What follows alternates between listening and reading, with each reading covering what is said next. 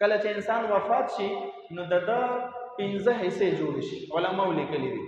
نمبر 1 د روح، فرشته راشي د روح ځان سره یوسي.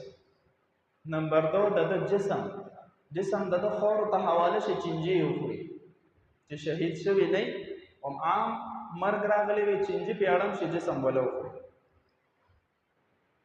نمبر 3 د اډوکی د زمکه کې د خور په وجه د اډوکی ختم شي.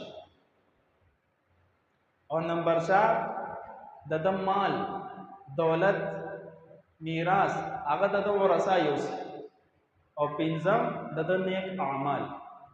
او نیک اعمال څنګه کو چرته د په ذمه باندې د بندگانو حقوق پاتې د چا نه جبرن زمکه نیولې ده. حدیث مبارک کې راځي من اخذ شبرا من الارض ظلما، څوک چې د زمکه یو لیش زمکه چا نه ظلمن ونیوله نو رب ذل جلال بم دک زمکا چې یو لیشتا در د اوز مکو پورې لاندې د قیامت پر ورځ د بده غاړه کې توف واسي د پړی په شکل کې چې زو د حشر میدان ته وړه ځان سره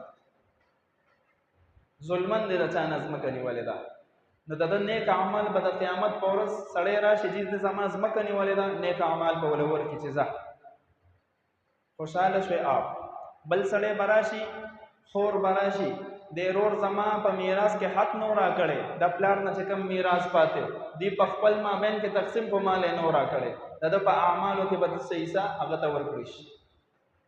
بل سړی براشي چې د ما ته کنزل کړي وي داغه اعمال به ورکړي. بل سړی براشي دی د تزیو ځکه غیر شوم رشوت را نه غسته مجبور کړي و ما جی درانه غلا کړي وا جی درامانه ډاکا چولې وا د ما ته داسې خبره کړې وه چې زما په زړه زخمي شوی و زما بېعزتي کړې وه. مختلف قسم خلک به راشي د ده نیک اعمال به وړي د ده نیک اعمال به ختم شي خلکو به لا یو لوی کتار ولاړ.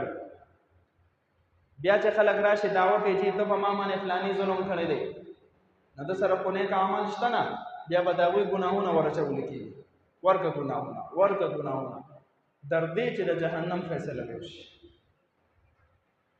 نیک اعمال د دنیا کړي دي خو ورسره د ژبه غلطه استعمال کړې ده.